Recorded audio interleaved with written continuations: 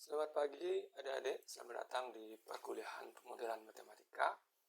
Dalam pertemuan kali ini kita akan bahas tentang pemodelan dengan PD order 2. Jadi selain dengan PD order 1 yang sebelumnya sudah kita bahas, ada juga pemodelan matematika yang bisa diselesaikan dengan PD order 2 tergantung kasusnya ya. Untuk hari ini kita akan bahas tentang pemodelan dengan PD order 2 pada kasus sebuah tugas ya. Oke, kita akan mulai pembahasannya. Jadi, tolong diperhatikan. Oke, dari di sini kita memiliki sebuah pegas, ini ada sebuah pegas. Kemudian di pegas itu diberikan sebuah beban dengan massa M. Sehingga pegasnya menjadi lebih merenggang ya, karena bebannya digantungkan pada pegas. Nah, kemudian di beban yang digantungkan ini bisa digerakkan ke bawah kemudian dilepaskan, maka akan terjadi gerakan pada pegas itu secara periodik. Nah, sekarang kita akan melihat U-nya ya. U ini adalah posisi bendanya. Jadi kita akan melihat di mana posisi benda pada saat waktu tertentu. Nah, adapun untuk melihat itu, kita melihat gaya-gaya apa saja yang bekerja pada pegas. Tentu pada gambar yang kedua ini, maka di sini setelah digantungkan beban, pegasnya berada pada kondisi setimbang, di mana pada kondisi setimbang ini terjadi berat benda, massa kali gravitasi, misalnya mg itu sama dengan gaya tarik dari pegas, Fs sama dengan negatif KL. Sini negatif K karena arahnya berlawanan dengan arah bendanya ke bawah, ini gayanya ke atas. Nah, kemudian kita akan mendaftar gaya apa saja yang bekerja pada pegas ini. Yang pertama itu ada gaya berat ya. Ada berat massa yang digantungkan ya, yaitu W sama dengan M kali G. Yang kedua di sana ada gaya tarik pegas.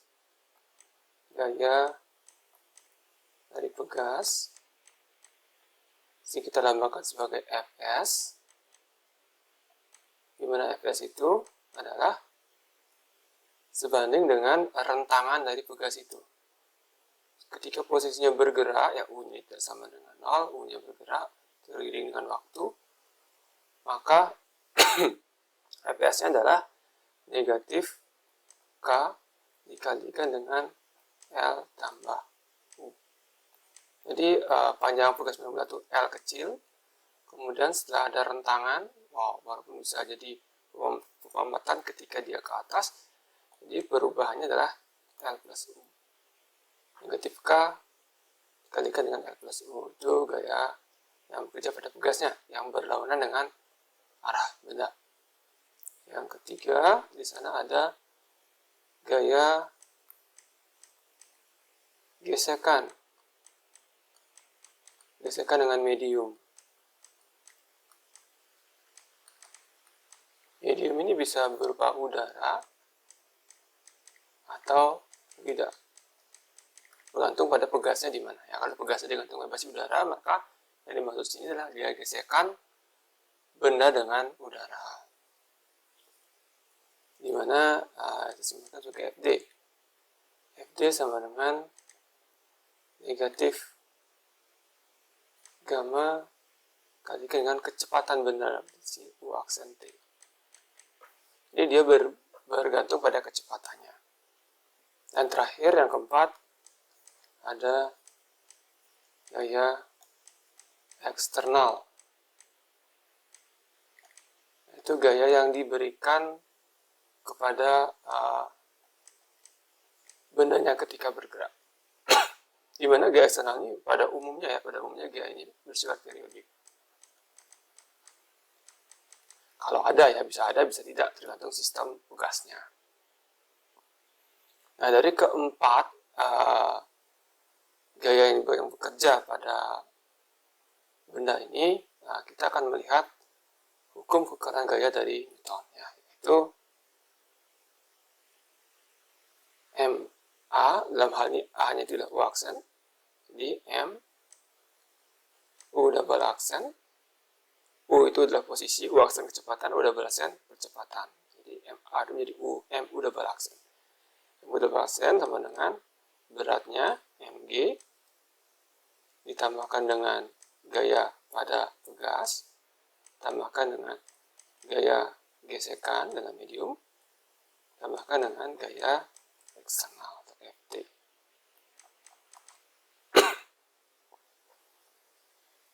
Mg-nya tadi Mg-nya itu sama dengan ini ya. Mg sama dengan negatif KL. Fs-nya adalah negatif K kalikan dengan L tambah U. Fd-nya adalah negatif gamma kalikan dengan U aksen tambah Ft. Sehingga di sini menjadi Mg kurang K kali L kurangi KU kurangi gamma U aksen tambah F. Nah, karena Mg sama dengan KL, jadi ini nilainya 0. Sehingga kita peroleh M U double aksen adalah negatif KU negatif kurangi gamma U aksen ditambah Ft. Atau ini bisa dituliskan dalam bentuk M U double aksen tambah gamma U aksen tambah K U sama dengan F. Jadi di sini kita sudah memperoleh PD order 2. Ya, homogen atau tidak homogen bergantung pada Ft-nya. Kalau Ft-nya sama dengan 0, maka dia homogen. Jadi untuk menyelesaikan sistem pegas tersebut, berarti harus diketahui masanya berapa, sebenarnya, kemudian ada koefisien gesekan, kemudian ada yang K, koefisien pegas. Jadi itu parameter yang harus diketahui. Tentu parameter itu bisa juga didapatkan dari kondisi-kondisi yang diberikan pada pegas. Oke, selanjutnya tinggal selesaikan dengan metode penyelesaian PD order 2. Bisa menggunakan sembang karakteristik. Kemudian untuk bagian non-homogennya bisa menggunakan variasi parameter, bisa menggunakan koefisien tertentu. Baik, jadi demikian dulu pembahasan tentang PD order 2 untuk menyelesaikan pemodelan matematika. Kita bertemu lagi pada topik berikutnya. Terima kasih.